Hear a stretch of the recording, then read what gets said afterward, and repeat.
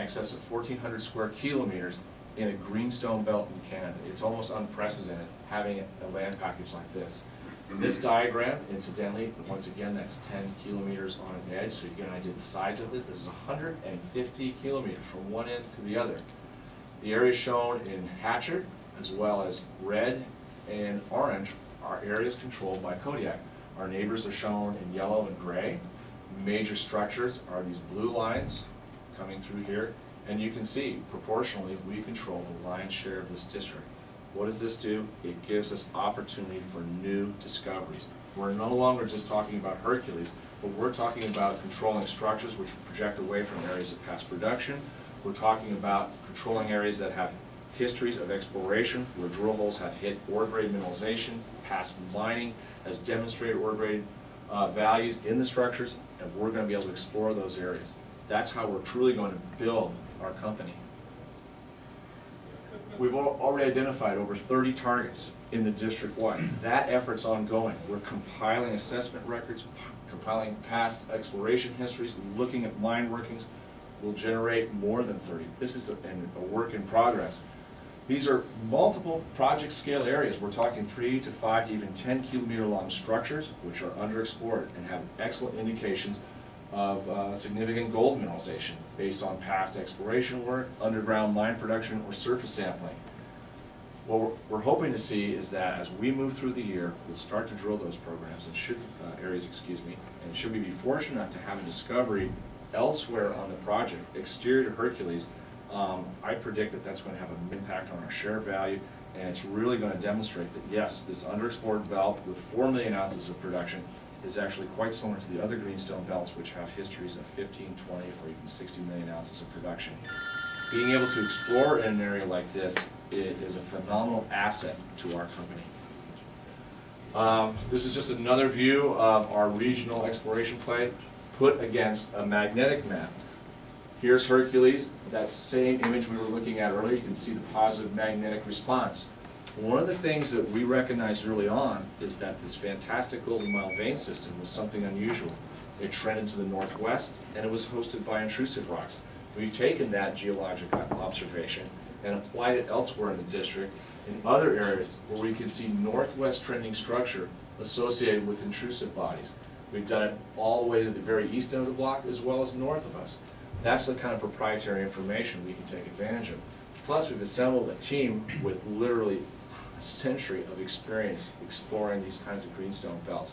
That gives us an upper hand in evaluating these exterior areas while we continue to explore the Hercules project. The summary, our new drilling that we just announced has confirmed the depth potential of the system and also showed that the high grades are very continuous once we get inside them. The Golden Mile, of course, is open at depth and along strike. We have these high grades in the Reno Gold Zone. Those are also open. The WL Gold Zone is also open. The Yellow Brick Road, we haven't even had a chance to put a drill hole in. Those are things that we will bring forward in the coming year and develop the resource potential. Again, I emphasize our dominant land package in this wonderful productive greenstone belt with over 1,400 square kilometers of land under our control. We have 60,000 meters of drilling. Again, it's focused on evaluating total resource potential. We want to get our arms around just what are we looking at within our land package, both Hercules and the broader Beardmore Geraldton land package. And again, can't seem to emphasize infrastructure enough. As many of you know, we're sitting on the Trans-Canada Highway. The Canadian National Railway runs through the property. We have a population of about 10,000 people living within the confines of our land package. Guess what? In this part of Ontario, we don't have too many power outages. I mean, you're looking at things going on in South Africa now where the infrastructure can no longer support development. You're looking at mining projects in other areas of Canada and in parts of Alaska that can't go forward because suddenly the cost of fuel and transportation has skyrocketed. We're 400 kilometers down the road from Timmins. If I need to get a part, I can either run to Thunder Bay, I can run to Timmins, or even over into Beardmore and pick up a part. Infrastructure, both in terms of access but also the power, have become crucial in mine development globally, and we're in a very fortunate area.